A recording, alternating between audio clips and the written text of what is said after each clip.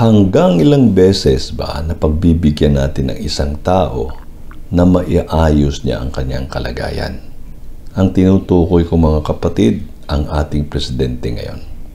Kasi wala na siyang ginawa From one mistake to another mistake, paulit-ulit.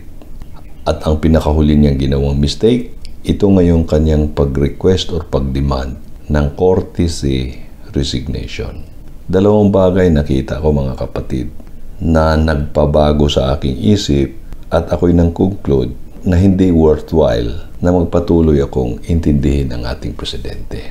Kasi wala Hindi talaga natuto. Tayo, mga ordinaryong mamamayan, ang tingin niya sa atin, kasama na kanyang ibang mga kaalyado, tayo ay walang kamalay-malay, walang kamuang-muang at mga uto-uto. Ang kanyang undersecretary lang na si Claire Castro, alter ego niya ito, makita mo. Kung ano yung lumalabas sa bungangan niya, ganun din ang kaisipan nito. Na ang tingin ng ating presidente through the mouth ng ating press secretary, tayo ay mga hampas lupa lamang talaga. At tayo ay madadala ng pera, ng panliling lang, ng pag-uuto. Ang kanyang pag-instruct or pag-demand or pag-request ng courtesy resignation ay indication na ang kanyang cabinet members ay parang laruan lamang. Ganon kababa din ang tingin niya sa mga taong pinili niya noon.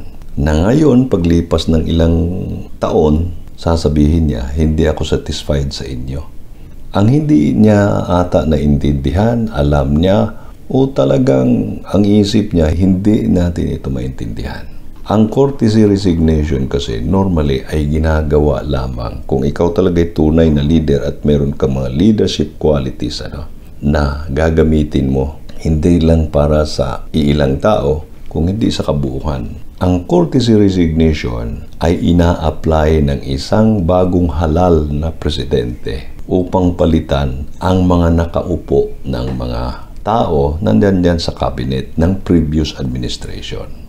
Hindi yung pinili mo na at pagkatapos papag-resign mo. Hindi rin effective ito kasi meron din talagang iba na hindi mag-resign kasi ang tingin nila sa kanilang mga sarili, okay naman sila. Bakit naman daw sila mag-resign? Despite of the fact na sila ay mga incompetent, mga corrupt, walang nagawa sa kanilang mga pwesto. Hindi mag-resign yan. Ang magre-resign yung mga taong gusto na rin kumalas sa kanya. At lalong babagsak siya dito, mga kapatid. For the next 3 years, magtiis tayo. At ako'y umaasa na itong mga bagong nahalal sa ating Congress, Upper and Lower House, ay ipairal nila ang kanilang mga prinsipyo sa buhay. Mayayaman naman kayo mayayamanan sila mga kapatid. Kailangan pa ba nila ng dagdag na pera? Popular na rin sila. Di ba po pwedeng kahit sa panahong ito, sirain nila ang kanilang popularity? Labanan lang sana ang administrasyong ito. Kasi kung hindi, mangutang na naman ito mga kapatid. At ang masaklap, walang pupuntahang matino yung ating uutangin. Utang sa labas at utang sa loob. Ang suggestion ko mga kapatid sa ngayon, sana makarating dito sa ating ibang mga kapatid. Ang ating piliin ay yung merong leadership qualities. At dalawang bagay na nakapaloob nito. Una, yung marunong siyang manimbang na i-apply ang prinsipyo ng justice and mercy. Paparusa ka, at the same time, tingnan mo rin paano siya matulungan. Pangalawa, trustworthiness. Pag ang isang leader ay pinupukol na ng isang issue na kagaya na ngayon about drugs, dapat isubmit niya ang kanyang sarili sa public. At sabihin niya, okay, ako'y sasalang sa test upang mabura na ang lahat. Pero kung ayaw, kahit marami ng mga alegasyon na ganito, paano pa natin ang pagkatiwalaan ng isang tao? So, justice and mercy. At ang pangalawa, trustworthiness. Ito yung kanyang pagkatao. Ang pangalawa, leadership skills. At ito'y manggagaling sa kanyang karanasan sa pamumuno. Kaya para sa akin, ang magiging presidente sana, yung isang mayor. Kagaya kay Sara, no? Isko Moreno, si Magalong, yung taga Baguio. Yung iba hindi ko nakilala. Yung talagang humawak na ng isang maliit na administration, kagaya ng isang municipality, city. Kasi parang maliit na country na rin ito, mga kapatid.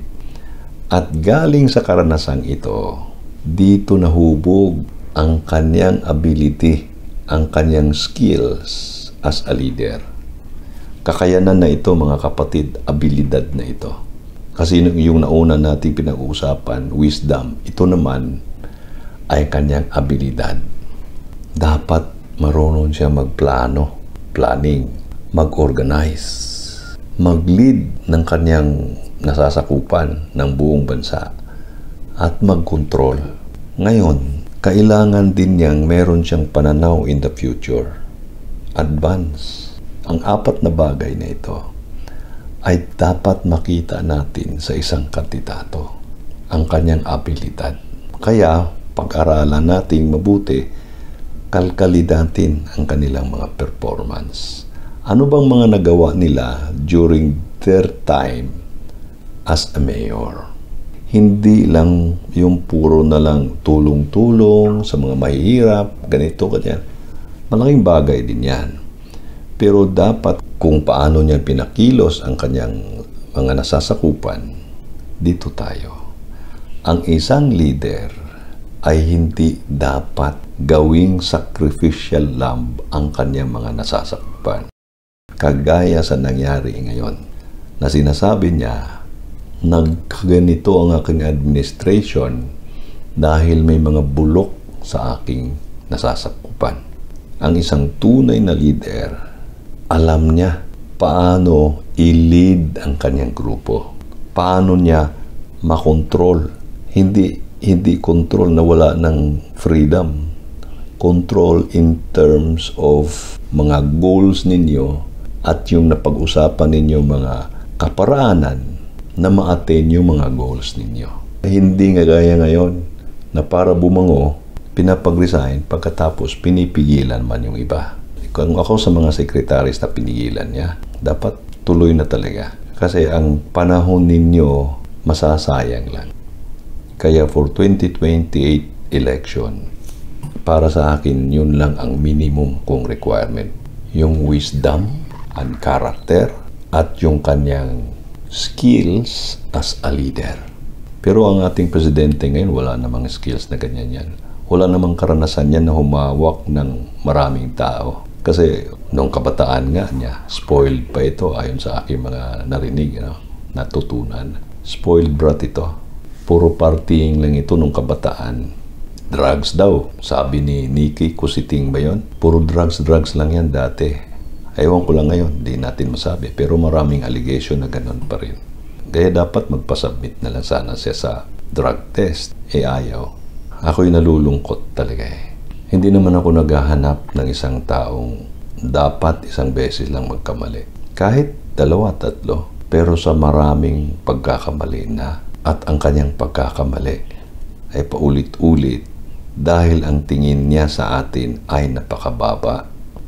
Unforgivable, mga kapatid.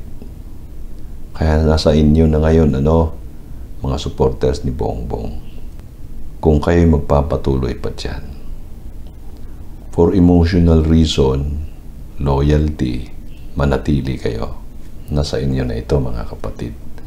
Pero dapat ninyong isipin ang bayan. Maatim nyo ba na makita ninyo ang inyong mga sarili na kayo ay isa sa mga yon na nagiging dahilan na magpapatuloy ang ganitong klaseng mga tao sa ating lipunan at sa ating pamahalaan.